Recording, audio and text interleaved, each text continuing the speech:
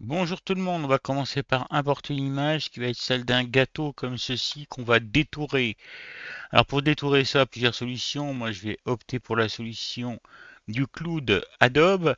Je vais donc ici venir cliquer sur une cloud Adobe. Pour moi c'est ce qu'il y a de plus performant à l'heure actuelle. Sélectionner le sujet, ça me fait gagner du temps tout simplement. Une fois que c'est fait, je fais CTRL J de manière à dupliquer et à créer un nouveau calque, plutôt j'allais dire, et à dupliquer ma sélection dans ce nouveau calque. Une fois que tout ça c'est fait, on va prendre l'outil texte comme ceci. Je vais cliquer dessus et je vais taper, qu'est-ce qu'on pourrait taper, miam pour le gâteau. Ça peut être sympa, miam. Allez, en blanc comme ça. En police, on va mettre 300. Voilà, ça va se voir, 301, on rate rien là, hein. Qu'est-ce que vous en pensez à 300? Ouais, ça peut être pas mal. C'est peut-être un peu grand quand même. Allez, on va faire 250. Allez, en coupant de 275, on va bien voir ce que ça donne. 275, ça me semble pas mal. Voilà, on va dupliquer le calque tout simplement. Comme ceci, on va mettre ce calque-là par-dessus l'autre. Donc je clique ici, vous voyez les deux traits, hein. Pour dupliquer, vous avez vu comment j'ai fait, hein. Je suis venu avec le calque sur le petit plus, ici j'ai relâché. Mais vous pouvez également faire un clic droit comme ça et dupliquer. Alors le clic, il faut le faire sur la zone grise ici. Ok, on a donc Miam avec le A qui est caché derrière, puis une partie du i également.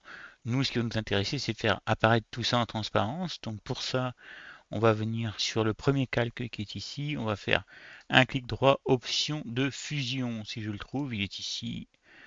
Hop, et là, on va pouvoir venir choisir un contour. Alors, on va prendre, peu importe, de toute façon, on prend ce contour-ci. Donc, le contour était avec une opacité 2, on va se mettre dessus.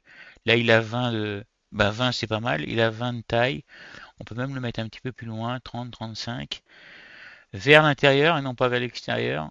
Le mode de fusion va être normal. L'opacité, on peut la mettre à 100%. La couleur en blanc.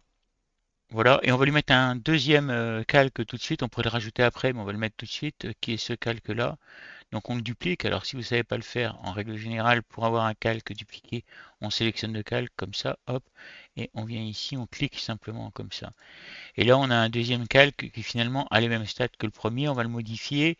Donc 1 extérieur ici, normal on va le laisser, l'opacité on va la laisser aussi. Par contre la couleur on va changer, on va mettre du black. On va mettre, ouais, euh, on pourrait mettre on pourrait mettre du rouge, peut-être ça serait sympa, je sais pas. Je suis pas sûr de mon coup avec du rouge.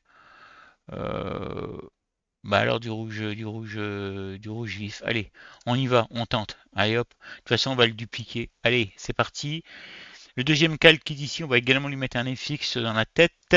On appuie sur option de fusion comme ça. On va venir cocher le deuxième puisqu'il est déjà pré-réglé avec son petit trait rouge. Et donc du coup, tout le monde a un petit trait rouge. Hop, c'est bien vers l'extérieur. Oui. Donc vous voyez, on le voit à peine le trait rouge, on ne le voit pas même, je dirais. Bon, bref, on va voir. Ici, je vais me positionner sur ce calque-ci et je pourrais venir cliquer et faire créer un masque d'écrêtage. Sinon, plus simple, je vais me mettre entre les deux calques ici, j'appuie sur Alt et je clique. Et là, vous voyez, on voit le rouge qui apparaît légèrement. On aurait peut-être pu mettre du rose, hein, pour trancher, mais vous avez compris. Et donc, vous avez Miam qui apparaît derrière. Donc après, il y a une question de police, hein, voilà. On va bricoler le truc un tout petit peu. Là, moi, ce que j'ai envie de faire, c'est de rendre ça euh, de manière à ce qu'on puisse le bouger, en fait.